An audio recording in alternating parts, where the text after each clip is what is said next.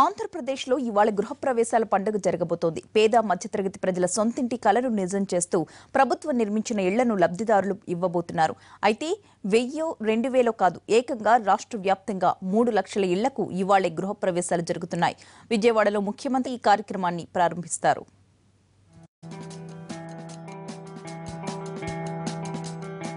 ఆంధ్రప్రదేశ్ ప్రభుత్వం ఇవాళ మరో భారీ కార్యక్రమానికి శ్రీకారం చుట్టింది. రాష్ట్రంలోని 3 లక్షలకు పైగా కుటుంబాలు ఇవాళ సొంతింటిదారులు కాబోతున్నారు. రాష్ట్ర వ్యాప్తంగా అనుకున్న సమయానికి ఇంటి నిర్మాణాలను పూర్తి చేసిన ప్రభుత్వం వాటిని ఒకేసారి లక్షలాది లబ్ధిదారులకు అందించబోతోంది.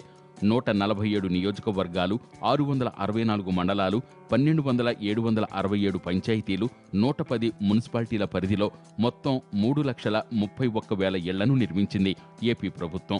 ఈ ఇంటి తాళాలను ఒకేసారి ఇవాళకు అందించబోతోంది.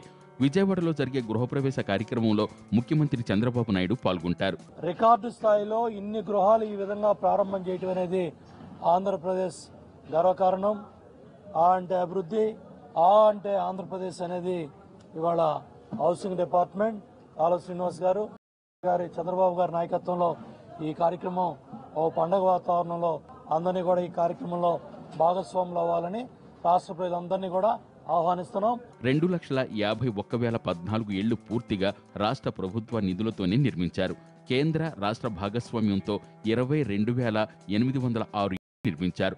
పట్టణ ప్రాంతంలో నిర్మించిన 21,408 ఇళ్లను కూడా ఇవాళ లబ్ధిదారులకు అందిస్తున్నారు. ఒకేసారి ఒక రాష్ట్రంలో 3 లక్షల మంది పేదలకు నూతనంగా పక్కా ఇల్లు ప్రభుత్వం నిర్మించి ఒకే గృహప్రవేశాల మహోత్సవాన్ని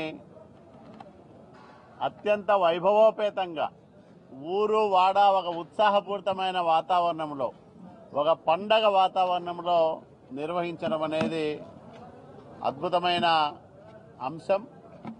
ఒకే రోజు 3 లక్షలకు పైగా ప్రభుత్వం లబ్ధిదారులకు అందించడం ఏపీ చరిత్రలో ఇదే తొలిసారి అని మంత్రులు చెబుతున్నారు. తూర్పుగోదావరి, కర్నూలు, విశాఖ, పశ్చిమ గోదావరి జిల్లాలకు ఇళ్ల కేటాయింపుల్లో అగ్రతాంబూలం దక్కింది. ఒక్క తూర్పుగోదావరి జిల్లాలోనే 37,207 ఇళ్లను ప్రభుత్వం నిర్మించింది.